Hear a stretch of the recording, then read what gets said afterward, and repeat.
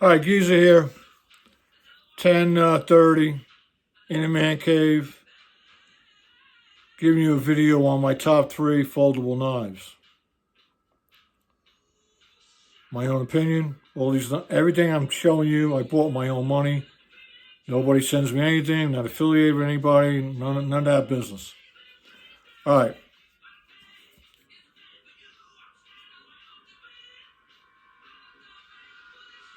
Most favorite,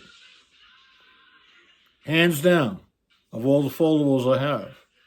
They're all my favorites. I always tell you that, but this is the Raccoon by Volsteel, crossbar lock.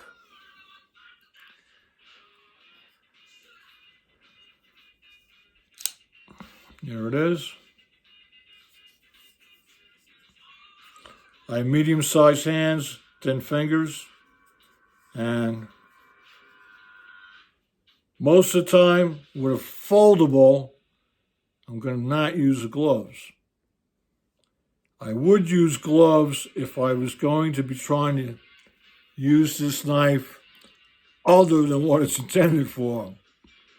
But who does that, right? Okay. Fits the hand perfect. A little jimping up here.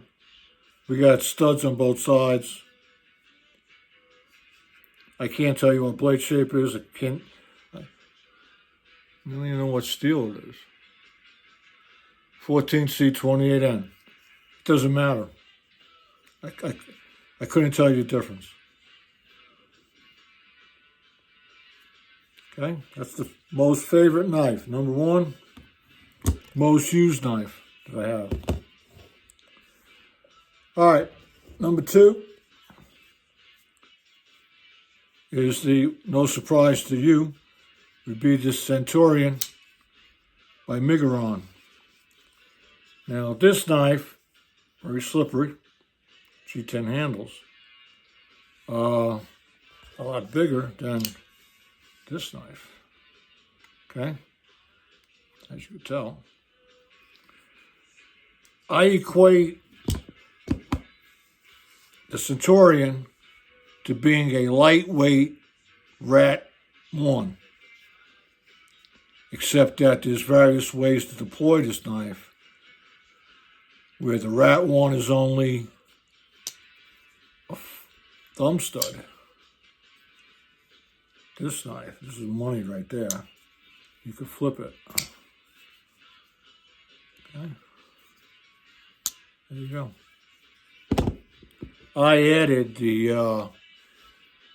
the description on here, but in a way, when I added this, even though it's black, I sort of take away from the white-black aesthetic of a stormtrooper knife. It's number 2. And number 3 is this bad boy. Translucent Manx 2. It's a big knife by Spyderco. My personal opinion is I don't need the Paramilitary 3, nor do I need the Paramilitary 2, because I have this. Crossbar lock. It's a CTS BD1N, and it's made in Golden, Colorado, USA. Earth. I didn't know there was USA somewhere else, but we are on a USA Earth, whatever that means. And got to be careful with these Spydercos. I usually put them down like that, release the tension off the crossbar lock, and I close with one hand. So that's the top 3 knives. Is the Raccoon really 1? No, the Raccoon's not really 1. Is the Centurion really 2? No. Is the Manx really 3? No. They're all 1. And then it's going to be on whatever day, whatever I'm doing, which one's primary, which one's secondary, and which one's the alternate. They all fit the role.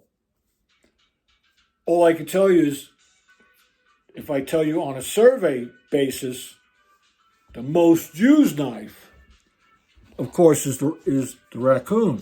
But this is the knife from last year. The Centurion's close in usage, and the Manx will get there if I start carrying it more.